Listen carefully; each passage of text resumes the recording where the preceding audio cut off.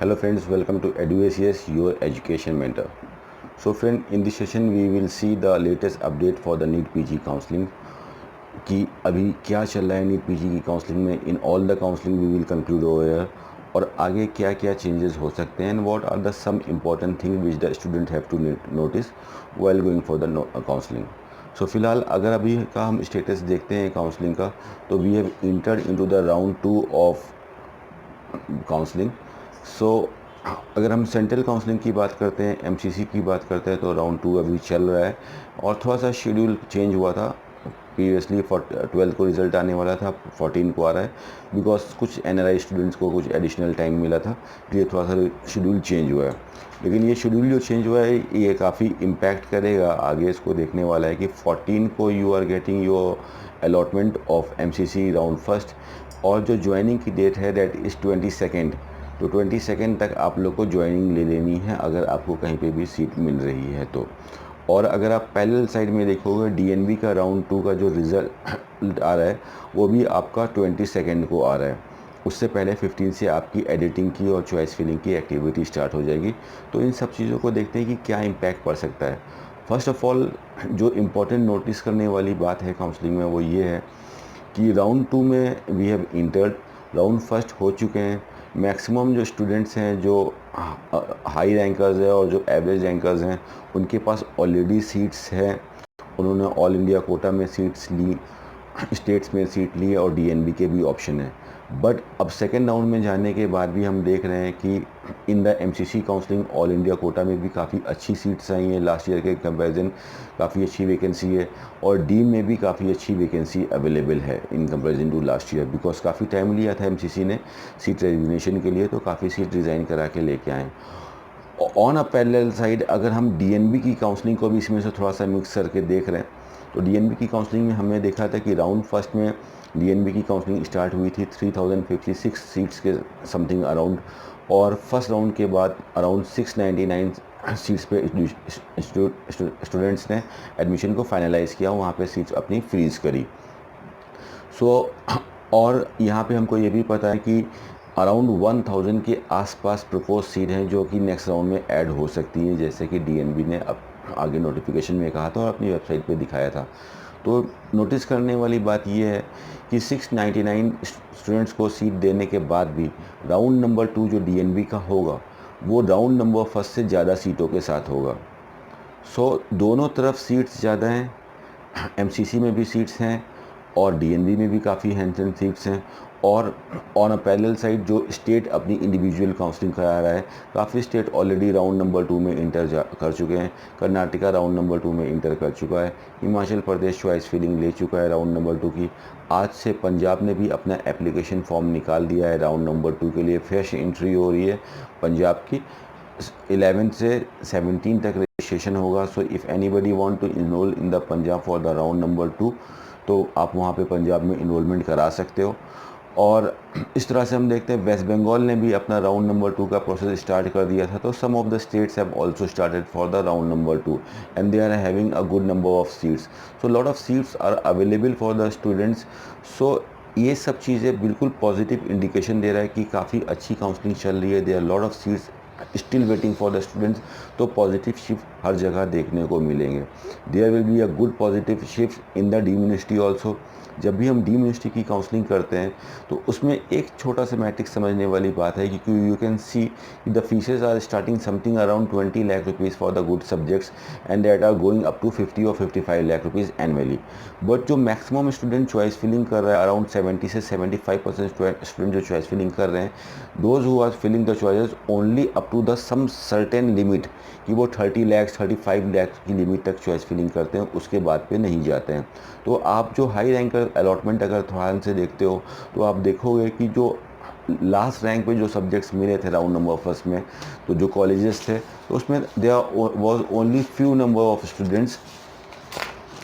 जैसे हम round number 2 की बात राउंड डीम की अगर हम बात करके देखते हैं सो वी कैन सी कि ऑर्थो अगर आप देखते हो तो ऑर्थो आपका 70,000 प्लस पे मिला था, बट संतोष मेडिकल कॉलेज में आपका गया था बिकॉज संतोष मेडिकल कॉलेज की फ़ीस ज़्यादा है।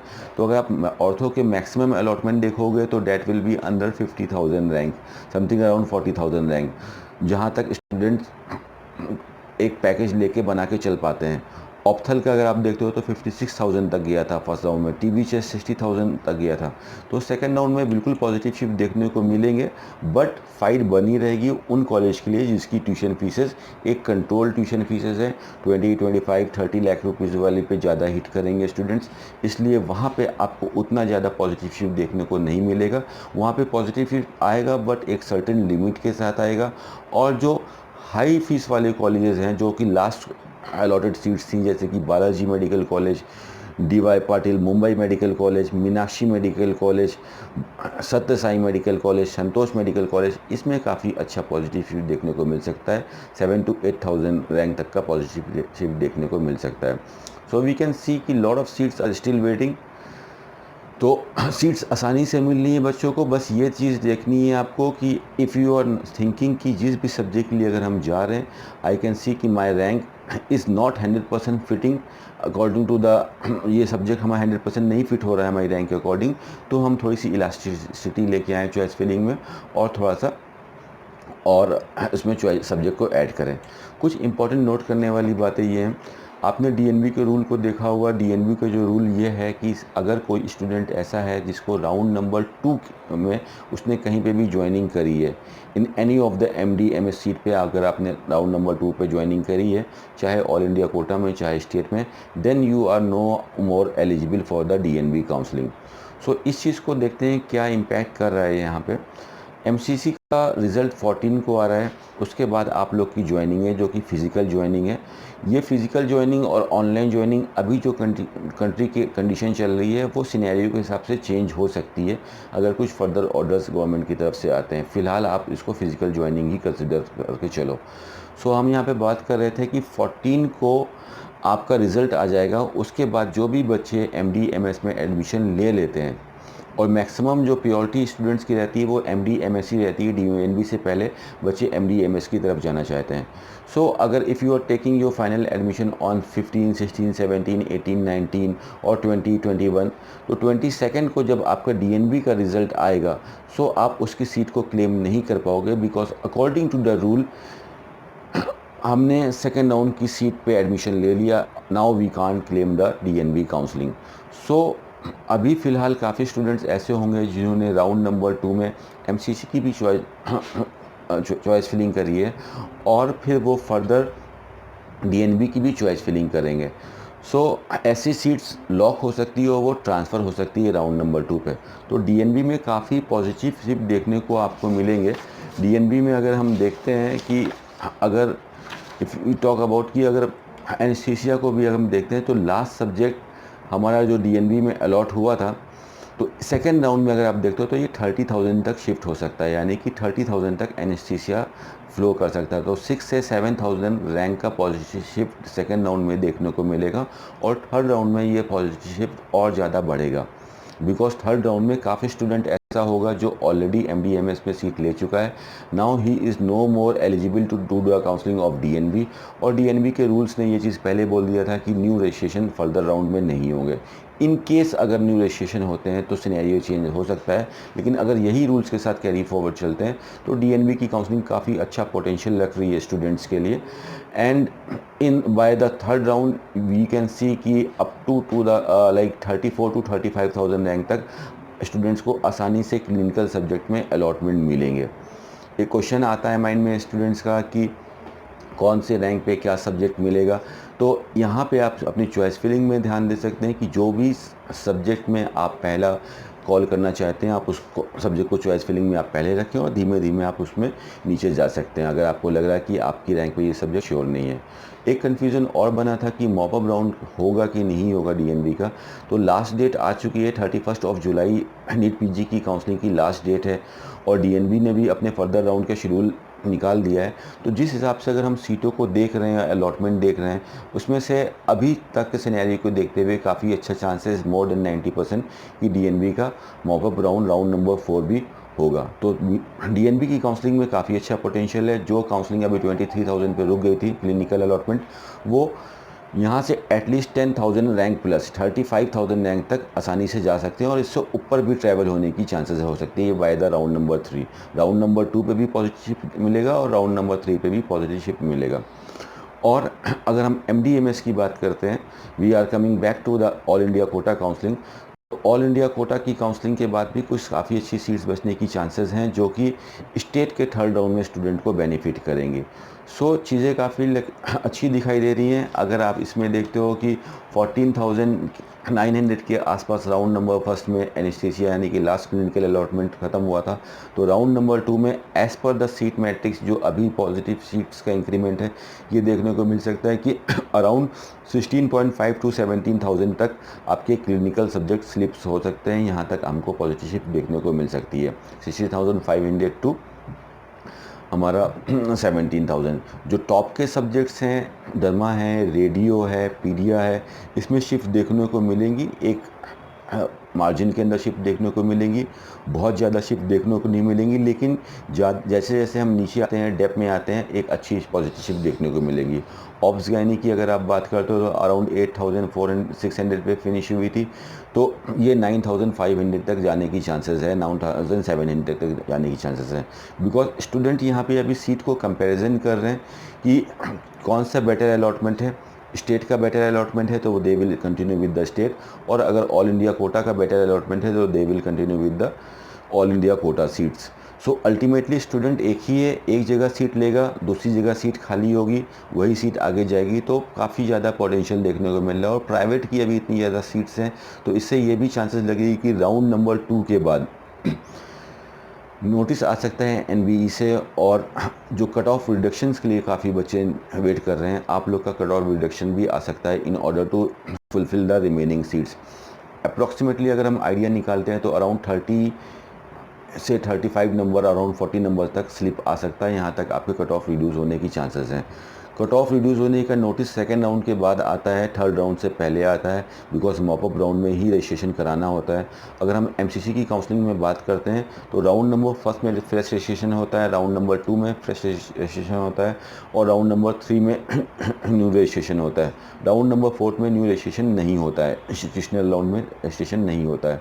सो अगर कोई बच्चा ऐसा है जो स्ट्रे वैकेंसी राउंड की काउंसलिंग कराना चाहता है तो आपको राउंड नंबर 2 में रजिस्ट्रेशन करा के रख लेना है या राउंड नंबर 3 में रजिस्ट्रेशन कराना है। You won't be allowed to do the registration in the round number 4। इसलिए जो कट ऑफ रिडक्शन वाली बात चल रही है वो भी आपका राउंड नंबर 2 का कंप्लीट होने के बाद अप्रॉक्सीमेटली 22 को ज्वाइनिंग फिनिश हो जाएगी। तो उसके बाद 1-2 दिन में कैलकुलेट करने के बाद होपफुली 25 तक आप लोग को नोटिस देखने को मिल सकती है कि there is a increment in the cut off. तो ये सब चीज़ें चल रही हैं आपकी। कुछ इंपॉर्टेंट अगर काफ़ी बच्चों का ये था कि लाइक सेकेंड राउंड में सीट अलॉटमेंट होने के बाद क्या होगा in the MCC counselling, what about the free exit and penalties and all. तो एमसीसी ने ये रूल बिल्कुल क्लियर कर दिया था।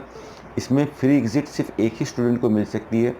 If a student is going for a upgradation, आपके पास राउंड नंबर फर्स्ट में कोई सीट मिली थी और आप अपग्रेडेशन के लिए जा रहे हो, अपग्रेडेशन ने जो आपने चॉइस फिल करी है वहाँ पे आपको अलॉटमेंट नहीं मिलता है, आपकी राउंड नंबर फर्स्ट की ही सीट आपके पास रिटेन है, तो उस सीट को पे अगर आप you don't want to claim that seat, उसको आप ज्वाइन नहीं करना चाहते हो, तो रिज़ल्ट 14 को आ रहा है, यानी कि 16 से पहले आप उस सीट को कैंसिल कर सकते हो by sending the mail to the nodal officer and by sending the mail to the MCC.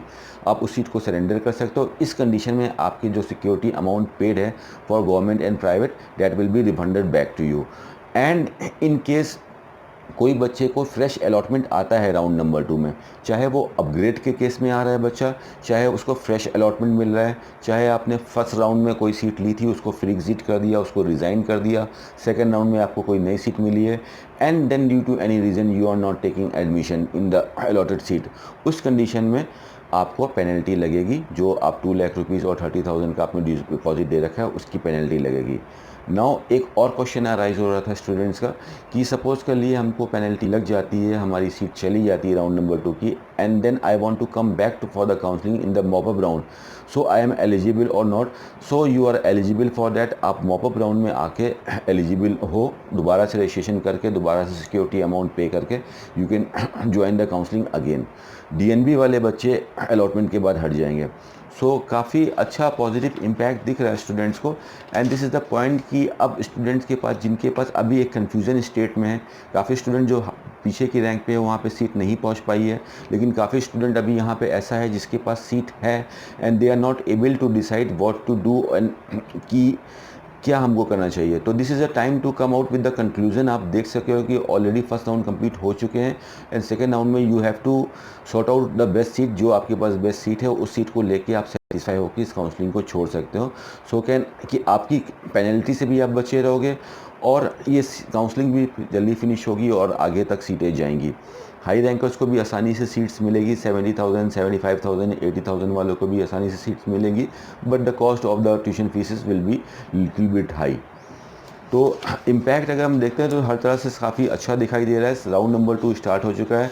Round number 2 जो ओपन स्टेट्स का हो रहा है उसमें उत्तर प्रदेश में फ्रेश रजिस्ट्रेशन होंगे, पंजाब ओपन स्टेट में ऑलरेडी आ चुका है फ्रेश रजिस्ट्रेशन लेके, कर्नाटक ने भी फ्रेश रजिस्ट्रेशन कराया था, वेस्ट बंगाल भी राउंड नंबर 2 में फ्रेश एंट्री करा रहा है। तो मोस्ट ऑफ द स्टेट जो ओपन हैं वो भी राउंड नंबर 2 में फ्रेश एंट्री करा रहे हैं।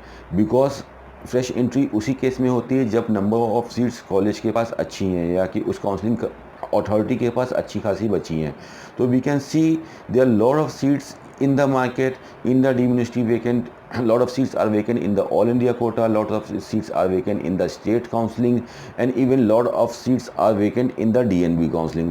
So lot of seats are there। बस हमको चीज़ों को अच्छे से देखना है, अच्छे से एनालाइज करना है और देखना है कि अकॉर्डिंग टू आवर रैंक हम आगे कैसे चलें, और रूल्स एंड रेगुलेशन को सेकेंड राउंड से देखना बहुत ज़्यादा इम्पॉर्टेंट है। अगर if you are round number 2 में आपका अलॉटमेंट आ रहा है, MDMS में आप सीट से सेटिस्फाइड हैं, आप उसमें एडमिशन ले सकते हो। और इन केस अगर आपने एडमिशन ले लिया और आप DNB की भी काउंसलिंग को साथ में लेकर चल रहे थे, then you are no more eligible for the DNB counselling. तो ये देख के चलना है। काफ़ी बच्चे ये भी कोशिश करेंगे कि 22 को लास्ट डेट है, हम देख लेते हैं कि DNB में क्या आ रहा है फिर ज्वाइनिंग करें। तो लास्ट डेट का रिस्क मत लीजिएगा। It's better to come out with your result first कि you are going for the MDMS and MDMS are the first priority for the student, then they do decide about the DNB में it is like getting sure कि around 35,000 rank को cross करेगा clinical में DNB। Round number 3 में और ज़्यादा positive feed देखने को मिलेगा और राउंड नंबर 2 आपका जो हो रहा है DNB के राउंड नंबर 1 से ज़्यादा सीटों के साथ हो रहा है। So this is all the latest update for the NEET counselling friends.